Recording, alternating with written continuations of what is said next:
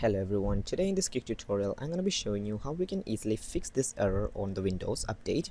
So this often happens on the Windows update which causes error uh, like 0x80070002 and 0x80070002.